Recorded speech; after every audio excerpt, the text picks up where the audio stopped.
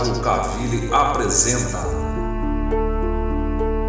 Programa Evangelho no Lar Online, um momento de encontro familiar com a espiritualidade sob a égide de Jesus. Uma produção da equipe Casa Virtual Luz Espírita. Aceita a própria vida, buscando melhorá-la.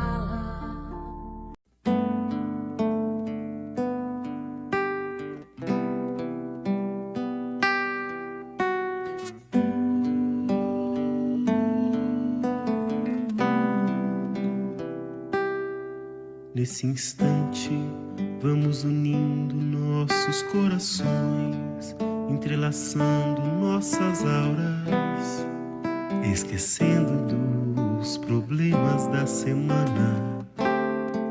Pedimos a presença do mentor do lar, humildemente, e o de todos que aqui estão presentes. E assim, nos ligando mentalmente com as correntes de higienização que vão recolhendo e tirando formas e pensamentos e vão instaurando uma rede magnética. De negativo será levado para as colônias de tratamento, e tudo de negativo será levado para as colônias de tratamento. E assim vamos sentindo nossa casa toda limpa e purificada, e que nos acompanhe neste Evangelho Ricardo e Ismael. Dos anjos guardiões eu vou até Maria, encontro com o seu filho fiel, e a Jesus eu peço que nos leve ao nosso Pai maior.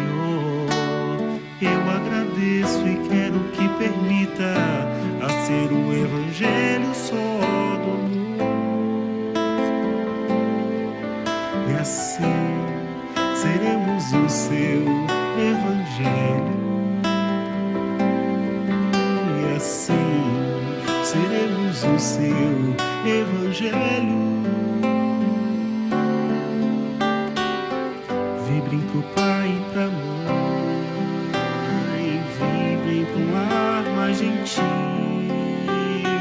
vibrem aos nossos irmãos e para o nosso Brasil. Vibrem pro enfermo e pro são, vibrem o amor fraternal, vibrem por cada nação e pela paz mundial. Vibrem pro pai e pra mãe, vibrem pro ar mais gentil, vibrem aos nossos irmãos e para o nosso Brasil. Vibrem pro enfermo e pro são, vibrem o amor fraternal, vibrem por cada nação e pela paz mundial. Vibrem pro pai e pra mãe, vibrem pro lar mais gentil, vibrem aos nossos irmãos e para o nosso Brasil.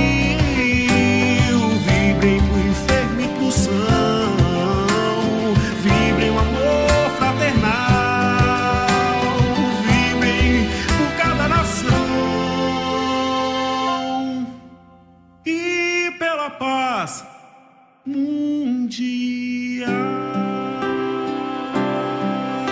E assim seremos o seu Evangelho.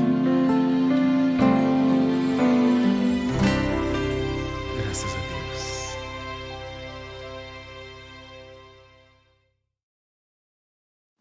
Sejam bem-vindos ao Evangelho no Lar da Casa Virtual Luz Espírita.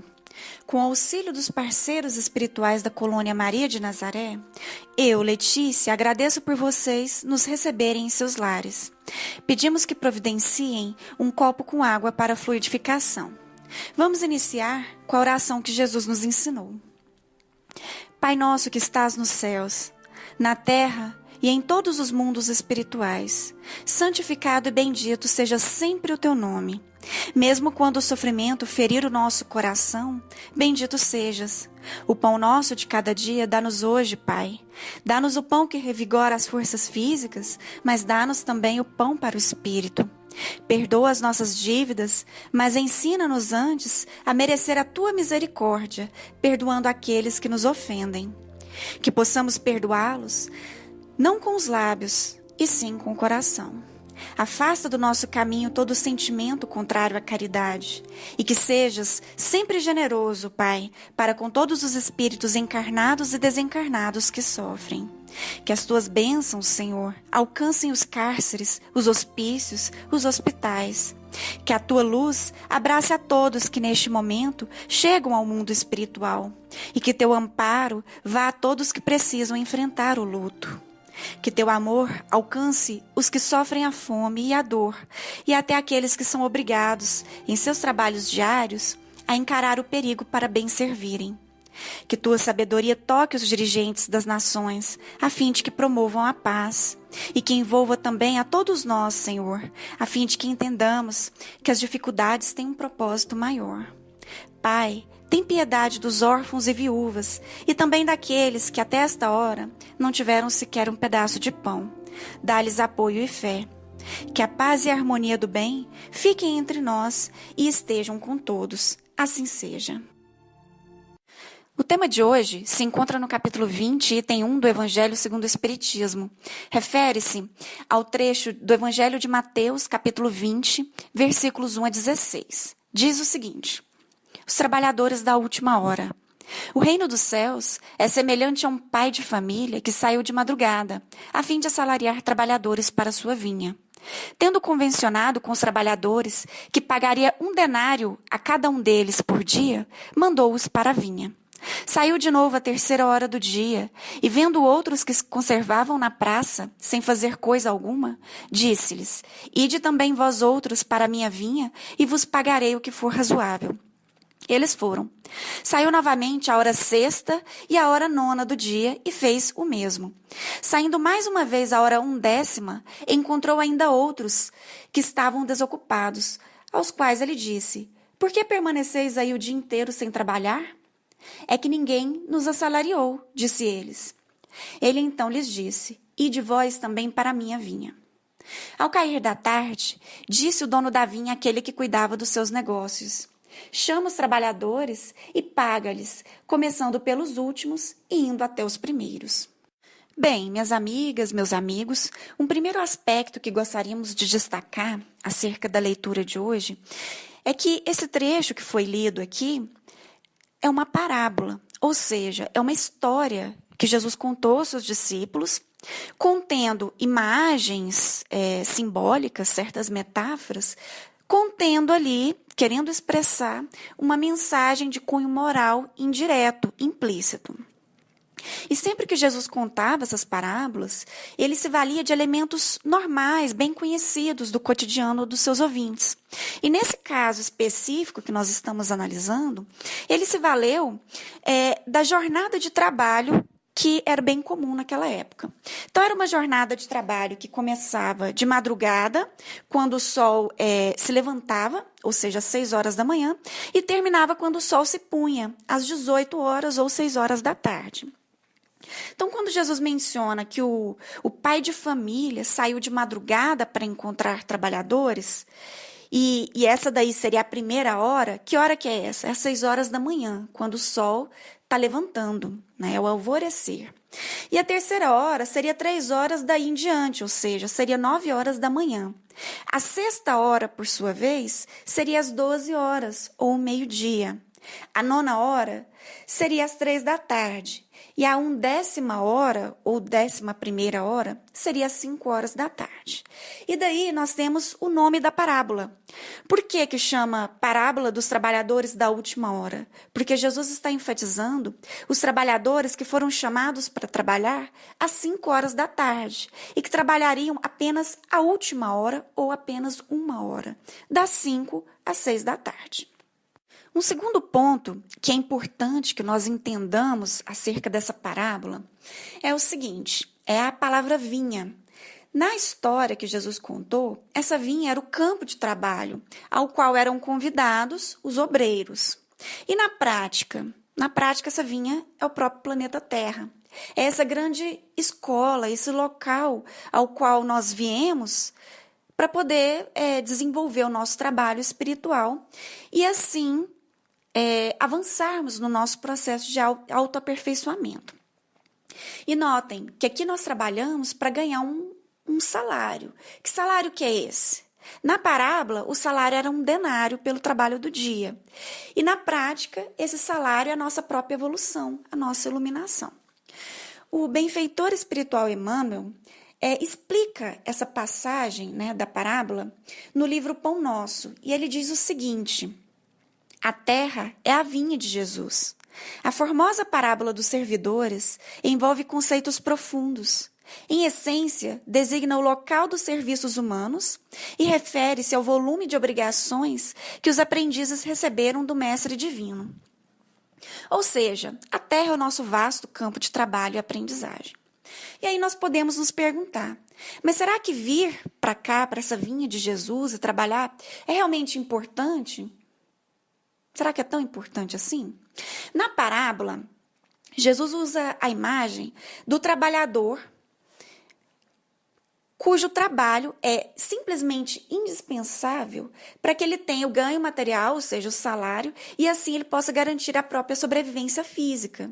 Porque, afinal de contas, quem não trabalha, não ganha salário e não come. E na prática, como que seria isso? Como que nós podemos entender? Na prática, nós precisamos desse trabalho espiritual sobre nós mesmos para que nós possamos ganhar o nosso salário, que seria esse ganho espiritual necessário à nossa sobrevivência e à nossa existência enquanto espíritos em evolução. Ou seja, se nós não trabalharmos, nós não vamos evoluir. E aí nós podemos incorrer no erro de achar que as condições de trabalho aqui na Terra são muito ruins. Mas nós precisamos, meus irmãos, ter sempre em mente que as condições com as quais nós nos deparamos aqui na Terra são sempre aquelas necessárias e compatíveis com as nossas necessidades evolutivas.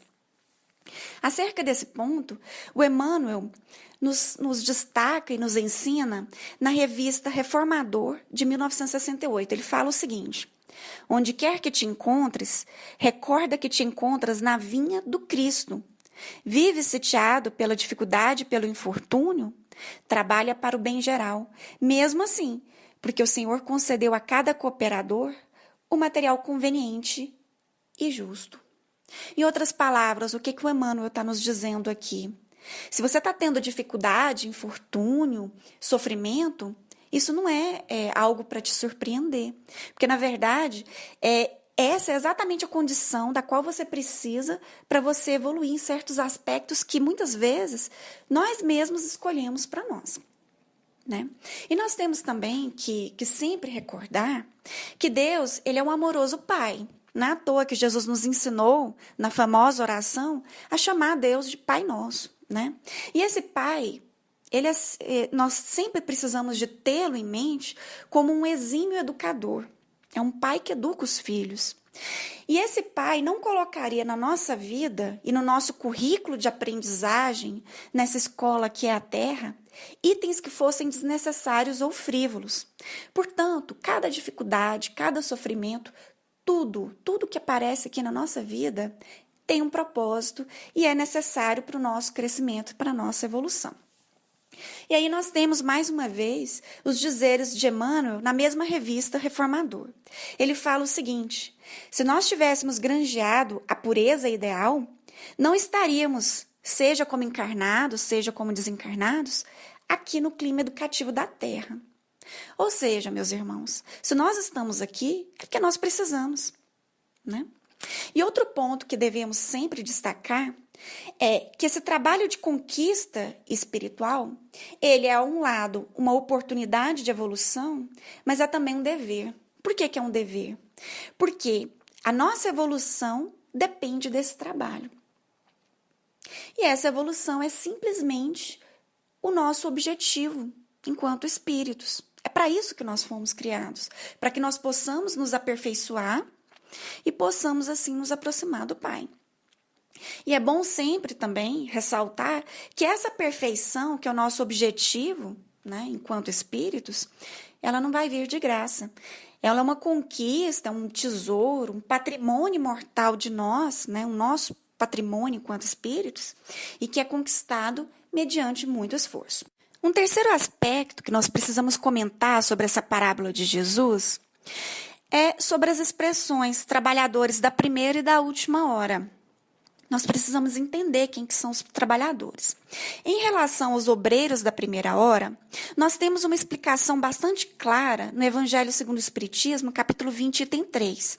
Ali o Espírito Henri nos diz o seguinte: os obreiros que chegaram na primeira hora são os profetas, Moisés e todos os iniciadores que marcaram as etapas do progresso.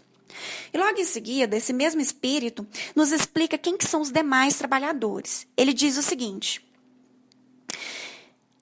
que marcaram as etapas do progresso, as quais continuaram a ser assinaladas através dos séculos pelos apóstolos, pelos mártires, pelos pais da igreja, pelos sábios, filósofos e, notem só, finalmente pelos espíritas.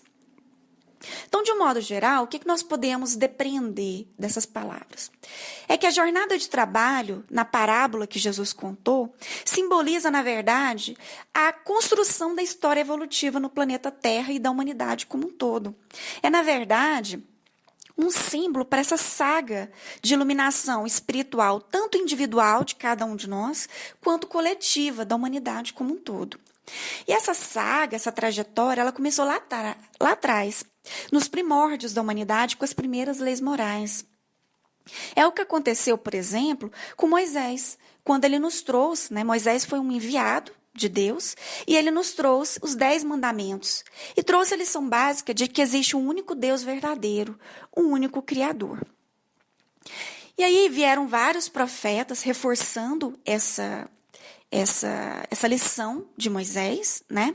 E depois, mais tarde, veio o Senhor da vinha, ou seja, veio Jesus Cristo, nos ensinando mais um ponto dessa lei divina, que seria o quê? Os atributos desse Criador, né? Ele nos mostrou que esse Criador não é um general impiedoso, né? Porque às vezes era essa a ideia que as pessoas tinham de Deus. E Cristo nos mostrou que, na verdade, esse Criador é um Pai amoroso, né? É um pai que é a personificação do amor e que cuida dos seus filhos. E aí, depois de Cristo, vieram vários trabalhadores nessa vinha, mostrando, reforçando esses ensinamentos de Jesus baseados no amor. E aí, por fim, vieram os trabalhadores da última hora. E aí o Espírito Henri, naquela passagem do Evangelho segundo o Espiritismo, destaca quem é que são esses trabalhadores da última hora. Quando ele fala, finalmente vieram quem? Os espíritas. Então é isso mesmo. Esses trabalhadores da última hora guardam relação com a nossa atualidade, porque são justamente aqueles que vivenciam a terceira revelação de Deus que está em curso na Terra. E aí, esse mesmo Espírito Henri, nesse mesmo ponto, ele destaca outro ponto, né? Outro aspecto importante sobre esses trabalhadores, porque ele relaciona os primeiros trabalhadores com os últimos, dizendo o seguinte, que pela lei da reencarnação está tudo integrado e conectado, né? Por quê? E aí vem essa perspectiva interessante. Muitos dos últimos trabalhadores são, na verdade, quem? São os primeiros trabalhadores que vieram revivendo ao longo do tempo e que estão tendo hoje a oportunidade de terminar e de dar continuidade àquele trabalho que foi iniciado lá atrás, né? Então, meus irmãos, nós estamos aqui hoje continuando o nosso labor das vidas passadas, né? Estamos aqui para desenvolver qualidades que ainda não desenvolvemos, para abandonar vícios que ainda, né, porventura estão presentes, né? Para fechar ciclos afetivos que ainda estão inacabados, né? Questões mal resolvidas, né? E notem que a nossa jornada evolutiva ela é uma só ao longo do tempo, né? E as nossas conquistas elas vão sendo somadas, né? Desde as épocas anteriores até agora. É uma jornada única de trabalho. Como se fosse aquela jornada que Jesus mencionou ali na sua parábola, das 6 horas da manhã até as 6 horas da tarde. Né? E é o mesmo, né? E da mesma forma como a gente encara assim a nossa jornada individual, assim também a jornada coletiva na Terra, né? Porque na verdade, somando essas experiências, nós vamos tendo essa história de conhecimento, né? De construção desse conhecimento racional e espiritual que avançou pouco a pouco e que atingiu o atual estágio, né? Que é a da última hora de trabalho. E outro ponto interessante que nós podemos destacar acerca desses obreiros da primeira e da última hora é o seguinte, aquilo que está ali no item 2 do capítulo 20 do Evangelho segundo o Espiritismo. Ali o Espírito Constantino nos mostra que os verdadeiros trabalhadores da última hora são os bons espíritas, ou seja, não são quaisquer espíritas, são os bons espíritas, né? Em outras palavras, para que eu me qualifique como trabalhador na vinha do Senhor, e para que eu possa receber o meu trabalho, que seria a minha evolução espiritual, eu preciso ser bom, né? Então, disso daí nós podemos concluir que não são todos os que realmente estão sendo bons trabalhadores e que estão realmente trabalhando. Uns apenas estão passando o tempo, né? Deixando a vida levar e por aí vai, e outros estão fingindo para si mesmos e para o mundo que estão trabalhando. Então, diante dessa constatação, nós precisamos saber, né, identificar o que nós precisamos fazer para sermos bons, né? E aí vem o quarto aspecto da nossa análise de hoje, que é o que é esse trabalho que nós precisamos fazer e o que é necessário para nós desempenharmos bem esse trabalho. Em relação a essa noção de trabalho, a qual fez referência o nosso Mestre Jesus na parábola aqui analisada, nós devemos ter em mente que ela tem 2 aspectos. O primeiro aspecto desse trabalho é o trabalho sobre nós mesmos, que se refere a quê? O que significa isso? É a conquista do nosso potencial divino, é o nosso esforço para combater as nossas imperfeições, é, em suma, a conquista do reino de Deus que há em nós. É um trabalho sobre nós mesmos, de conquista de nós mesmos. E sobre esse ponto, a benfeitora espiritual Joana de Ângeles, no livro Jesus e Atualidade, menciona o seguinte: diante de Jesus, estagnação é morte, e esta é crime cometida contra o reino de Deus, que está dentro do próprio homem, necessitando de ser conquistado. Ou seja, o que a Joana quer nos dizer aqui? Que o reino de Deus ele está em nós e ele só está esperando ser descoberto e habitado. Depende de nós. Só que isso só vai acontecer se nós cumprirmos o nosso dever perante a vida, enquanto espíritos que estão aqui em evolução, né? E isso requer, obviamente, trabalho intenso. Não vai vir de graça, né? Só acontece mediante esforço intenso. E tem um detalhe. Não adianta a gente querer enganar a nós mesmos nesse assunto, porque ninguém vai realizar esse trabalho por nós. Trata-se de um trabalho que é intransferível, né? Essa conquista de nós mesmos, essa conquista da paz interior, que deriva, né, desse cumprir o dever adequadamente, é algo extremamente pessoal. Portanto, não adianta a gente tentar transferir isso para um suposto grande amor, para o marido, para o cônjuge dos sonhos, para os pais, para os filhos, para os amigos, né? Note-se que essas pessoas a quem nós amamos, elas nos acompanham na nossa jornada, porém elas não caminham por nós, né? Ninguém vai consertar as nossas vidas, né? Ninguém vai fazer aquilo que somente nós mesmos podemos fazer, né? E nós vamos fazer isso a partir de uma autoanálise honesta e de um compromisso com o nosso próprio projeto evolutivo e de aperfeiçoamento, né?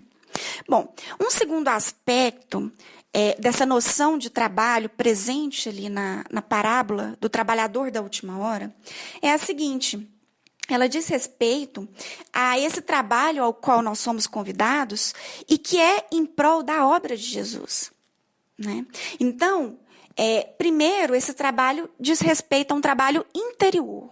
E agora, esse segundo aspecto já faz referência a um trabalho que vai além, que é um trabalho exterior. E ele tem a ver com esse mandamento deixado por Jesus ali no Evangelho de Mateus, capítulo 28. O nosso mestre nos diz o seguinte: ide, portanto, e fazei discípulos de todas as nações, ensinando-as a observar as coisas que vos ordenei. Note-se aqui que o verbo utilizado por Cristo está no imperativo. Ele não está dizendo, se você quiser, vai pregar. Não, ele está falando, ide e fazei discípulos, né? Então, é um mandamento bem claro e, de certa forma, é um dever. Não é exatamente uma opção, né? Para quem quer ser realmente cristão, isso aqui é um dever, né? Mas aí surge a pergunta: como então que eu posso pregar esse evangelho? É virando um fanático, saindo por aí discutindo, batendo boca, tentando fazer com que todo mundo adote exatamente o meu ponto de vista sobre a religião? É claro que não. Aliás, isso seria uma antipregação, uma forma de afastar e não de aproximar as pessoas, né? Por quê? Porque não nos cabe, de modo algum, impor o nosso ponto de vista a ninguém, né? Então, como que nós devemos interpretar esse trabalho de pregação, esse dever? É o seguinte: Jesus ele nos faz um convite para o trabalho. E isso envolve não somente palavras, mas todo um modo de vida, né? É um modo de vida pautado na ação. E uma ação que deve começar no nosso íntimo e refletir-se por nosso exemplo no nosso meio, né? Nesse meio circundante que nós habitamos. E a Joana de Ângeles, no livro Jesus e Atualidade, ela comenta esse ponto. Ela diz o seguinte: o convite de Jesus faz-se acompanhar de um programa intenso, iniciando-se na renovação íntima para melhor, note-se, renovar para melhor, lógico, e prosseguindo na ação construtiva do bem em toda parte. Ou seja, meus irmãos, quem que é a primeira pessoa para quem nós devemos pregar essa palavra de Jesus? É nós mesmos. É um trabalho de auto-evangelização. Somente a partir daí é que nós teremos condições de influenciar o meio circundante, de pregar isso para outros. E olhem só, não necessariamente por meio de palavras, mas, sobretudo, por meio da prática do bem, conforme a Joana destacou.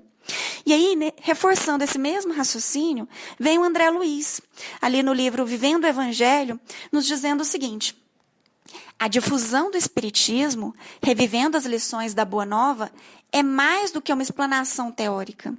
Jesus alicerçou o Evangelho na prática do bem. Realmente, não adianta a pregação se falta o exemplo. Ou seja, qual é a principal forma que nós temos de cumprir o mandamento de pregar o Evangelho, de semear a semente do bem? É fazendo essa pregação para nós mesmos, né? É transformando a nossa forma de agir, né? E é bem importante, né? É fundamental que nós tenhamos em mente que essa pregação, seja para nós mesmos, seja para os outros por meio do exemplo, isso daí é uma verdadeira missão do verdadeiro cristão, né? Inclusive, a questão 573 do Livro dos Espíritos nos diz que todo espírito encarnado tem a missão. Que missão? A missão de instruir as pessoas e contribuir para a melhoria do meio em que nós vivemos.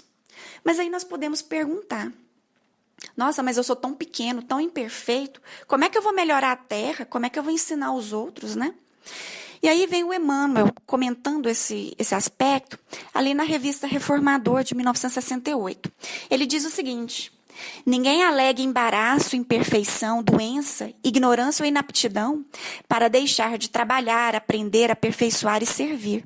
De vez que, em argumento de última instância, é forçoso reconhecer que Deus não nos concederia a permanência no planeta terrestre e nem nos daria os encargos que a vida nos atribui.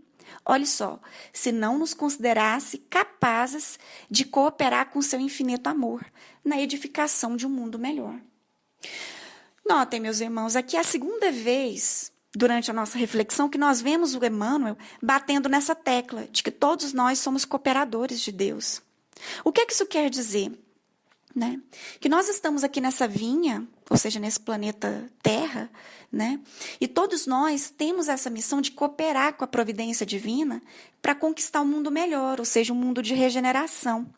E notem que esse mundo melhor, que há tanto tempo vem sendo predito, ele não vai cair pronto do céu como uma graça, porque muita gente pensa isso, né? Que vai vir pronto, mas não. Né? O tempo todo a espiritualidade está nos mostrando que esse mundo melhor é uma conquista da humanidade. Né? E o Emmanuel, ele destaca nesse ponto que nós acabamos de ler, que ninguém é pequeno demais ao ponto de não poder cooperar. Né? Então, cada um vem com uma parcela de responsabilidade dentro daquilo que é possível. Né? Então, uns vêm com missões maiores, mais abrangentes, e outros com missões mais restritas. Porém, todas são importantes para a realização desse plano maior de Deus para o planeta. Né? E basta nós pensarmos. O simples fato da gente contribuir com a nossa auto-melhora já é uma contribuição para a melhora do mundo. Porque quando a gente melhora nós mesmos, tudo fica melhor ao nosso redor. Né? A começar pela qualidade dos nossos pensamentos, que influencia tudo que nos circunda. Né? Então, por exemplo, a gente pode até não ter uma missão igual a dos grandes profetas, dos grandes médiuns. Né? A gente pode, por exemplo, não ser como o apóstolo Paulo, né? O apóstolo Paulo, que é um exemplo para nós de trabalhador espírita, né? E de trabalhador nessa vinha de Jesus, né?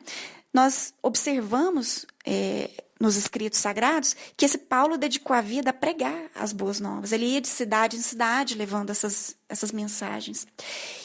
E notem, né? Ele era poliglota, ele era doutor da lei, ele tinha um vasto conhecimento acadêmico e ainda por cima o dom da oratória.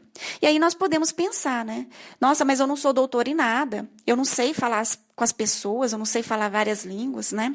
E outra, eu também não posso passar meu tempo dedicando minha vida inteira a sair pregando de cidade em cidade, né? Porque eu tenho que trabalhar 8 horas por dia ou até muitas vezes mais do que 8 horas por dia para sustentar minha família. Né? E eu também não tenho, às vezes, muito dinheiro para dar aos pobres. Aliás, geralmente, muitas vezes nós não temos dinheiro nenhum, né, para poder dar. E aí, isso significa que nós não podemos ser cooperadores de Deus? Mais uma vez, vamos lembrar aquilo que Emmanuel falou, né?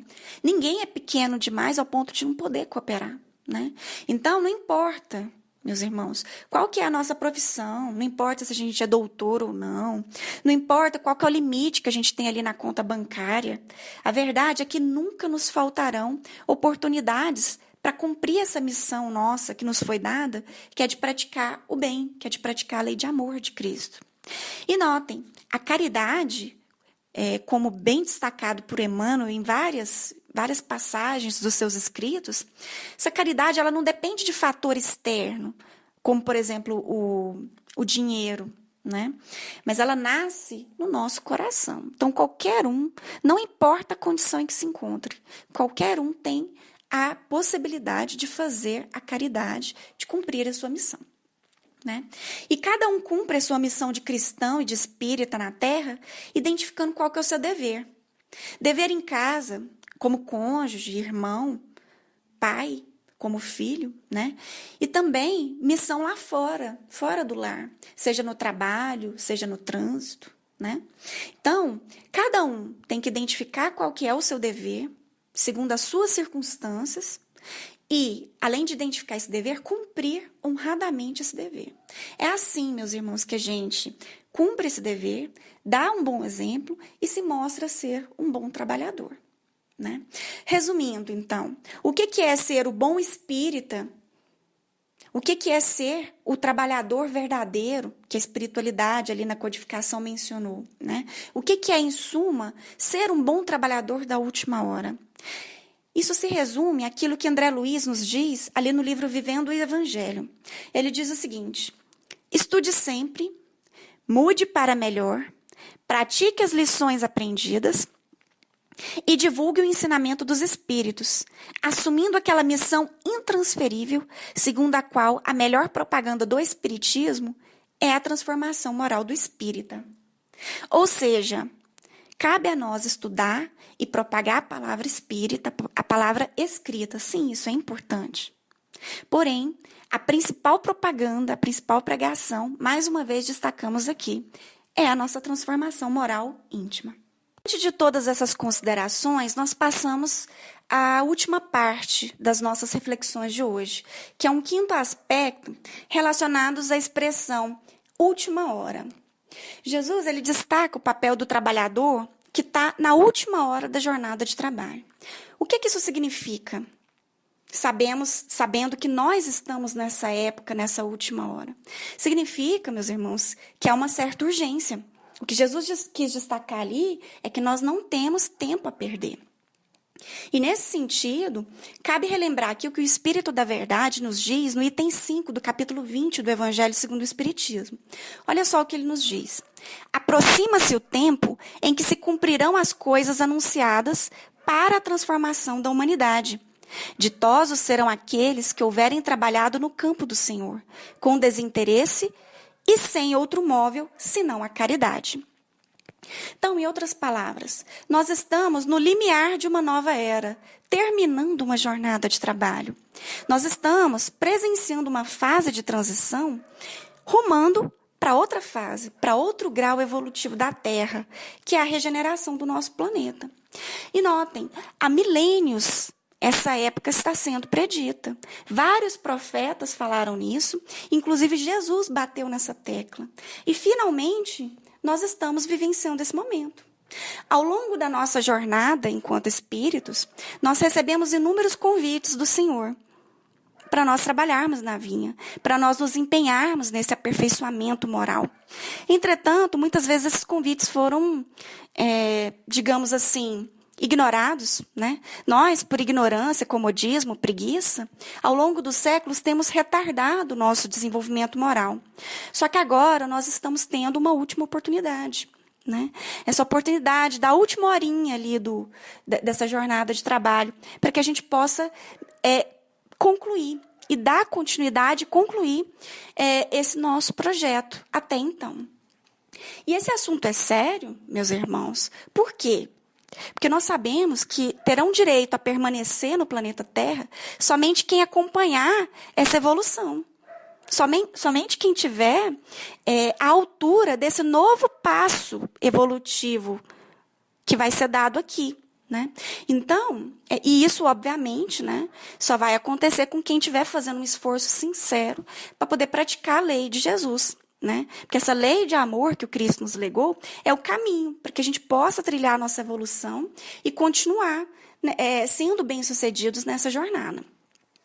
E aí, vem o seguinte questionamento, né? Tudo bem, nós estamos nessa última hora dessa jornada de trabalho, há uma urgência, né? E nós, né, para sermos esse trabalhador da última hora, nós precisamos ter um certo comportamento. Qual que deve ser o nosso posicionamento enquanto espíritas, cristãos, diante desse momento atual? E aí vem o apóstolo Paulo nos respondendo isso lá na sua carta aos Efésios, capítulo 5, versículos 15 a 17. Ele é bastante enfático, como sempre, né? E nos diz o seguinte: vede, pois, cuidadosamente como andais, não como tolos, mas como sábios, tirando bom proveito do período presente, porque os dias são iníquos. Por isso, não sejais insensatos, mas procurai conhecer a vontade do Senhor. Em resumo, o que o apóstolo está nos dizendo aqui? Olha, não há mais tempo a perder. Nós já estamos aqui praticamente na nossa oportunidade derradeira. Então, nós temos que fazer o melhor uso possível do nosso tempo e dos nossos recursos. Né? E aí, meus irmãos, cabe aqui uma reflexão, uma meditação, né? É óbvio que hoje nós temos facilidades que antes nós não tínhamos. Os trabalhadores da última hora contam com certas vantagens que os trabalhadores da primeira hora não tinham. Por exemplo, hoje, durante a terceira revelação, nós temos acesso aos ensinamentos de Cristo de maneira muito mais clara. né? Porque hoje esses ensinamentos nos são repassados, não em parábolas, mas de maneira bastante direta, né? Além disso, nós temos tecnologias e meios de transporte que antes não havia, né? Então, por exemplo, Paulo, na época dele, ele tinha que sair pregando a pé, cidade em cidade, né? Muitas vezes ele ia a pé, né? Enfrentando todas as dificuldades possíveis. Hoje nós temos N facilidades, né? Às vezes nós podemos chegar rapidamente a um centro espírita, tanto para poder aprender, né, quanto para repassar essa mensagem. E nós temos também mecanismos de transmissão e de aprendizagem dessa mensagem que são muito mais evoluídos. Por exemplo, é o que estamos fazendo nesse momento, utilizando a internet para poder propagar, né, para um número incontável de pessoas, né, essa mensagem do Cristo. Então, e outro ponto também, outra vantagem que nós temos. Hoje nós temos uma coisa chamada liberdade religiosa, que é uma coisa que não existia, por exemplo, na época do apóstolo Paulo, né? Naquela época, as pessoas que tinham um ponto de vista diferente, elas simplesmente eram apedrejadas e mortas. Foi o que aconteceu, por exemplo, com Estevão, né? Então, nós lemos ali nos escritos sagrados que Estevão foi apedrejado e morto simplesmente porque ele ousou ter um ponto de vista religioso diferente daquele que estava em voga na época, né? Então, infelizmente, né, isso ainda acontece em várias partes do mundo, aqui do nosso lado, na América Central. E aí nós nos perguntamos, né, no Brasil, nós temos o direito de liberdade de culto, liberdade de crença, assegurado na nossa Constituição. E aí nós nos perguntamos, será que estamos aproveitando todas essas vantagens doutrinárias, vantagens tecnológicas, vantagens da liberdade de crença, todas essas facilidades que nós temos hoje? Será que nós estamos aproveitando isso, seguindo ali o conselho do apóstolo Paulo, fazendo bom uso desse período presente, desses recursos atuais, para que nós possamos prestar um bom serviço na seara de Jesus, na vinha de Jesus? Bem, minhas irmãs, meus irmãos, nós finalizamos aqui as nossas reflexões justamente com esses questionamentos, né? E que possamos, durante essa semana, meditar mais. Primeiro, sobre esse momento atual que estamos vivendo, sobre essa última hora de trabalho, né? Sobre essa última hora da nossa jornada. Segundo, que possamos meditar sobre que tipo de trabalhador nós estamos sendo. Estamos sendo indolentes ou estamos nos esforçando para sermos bons trabalhadores? E terceiro, o que nós podemos fazer para sermos ainda melhores? Vamos passar agora, tendo todas essas ideias guardadas em mente, no coração, vamos passar as vibrações e a fluidificação. Vamos, neste momento, voltar nosso pensamento ao nosso Pai e ao nosso irmão Jesus.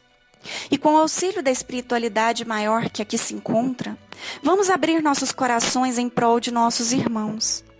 Vamos vibrar por todos que, de uma forma ou outra, conectaram-se nesta rede de luz e oração em busca de auxílio. Vamos vibrar por nossos inimigos, a fim de que encontrem a paz. Pelo nosso país, por nosso planeta e por todos os recantos do universo. Vamos vibrar pelos animais para que sejam amados e respeitados por nós, humanos, por todos os nomes que desfilam em nossa mente nesse instante e precisam de auxílio. Vamos vibrar por todos os nomes que estão escritos em nossa irradiação fraterna, por todos aqueles que se encontram nas orações dos colaboradores da Cavile. Vamos vibrar por nossa família e por nós mesmos, pedindo amparo para que possamos amanhã ser um pouco melhores do que fomos hoje. Temos uma vibração em aberto para que os benfeitores espirituais que aqui se encontram possam levar aos locais e aos irmãos que julgarem necessários. Pedimos a benevolência da espiritualidade maior para que, enquanto fazemos a prece final, fluidifiquem nossas águas, colocando nelas o necessário medicamento para cada um. Passemos à oração final. Prece de Cáritas. Deus, nosso Pai, que sois todo poder e bondade, dai a força àquele que passa pela provação, dai a luz àquele que procura a verdade, ponde no coração do homem a compaixão e a caridade. Deus, dai ao viajor a estrela guia, ao aflito a consolação, ao doente o repouso. Pai, dai ao culpado o arrependimento, ao espírito a verdade, à criança o guia e ao órfão o pai. Senhor, Que a vossa bondade se estenda sobre tudo o que criastes. Piedade, Senhor, para aquele que não vos conhece.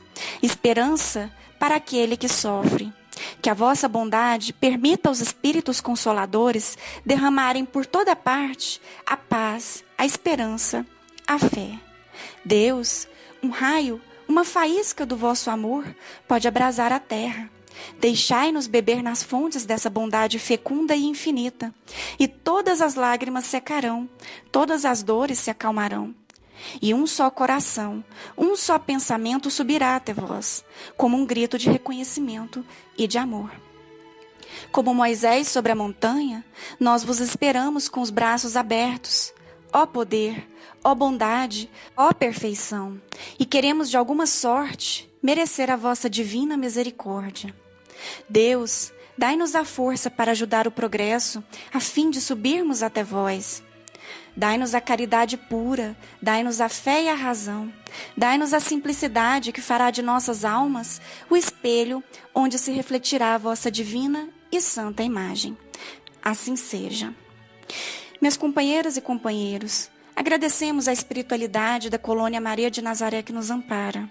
Envoltos pelo amor do Pai, pedimos a permissão, em nome de nosso Mestre Jesus, para encerrarmos o Evangelho de hoje. Fiquem com Deus e até o próximo Evangelho no Lar, na Casa Virtual Luz Espírita.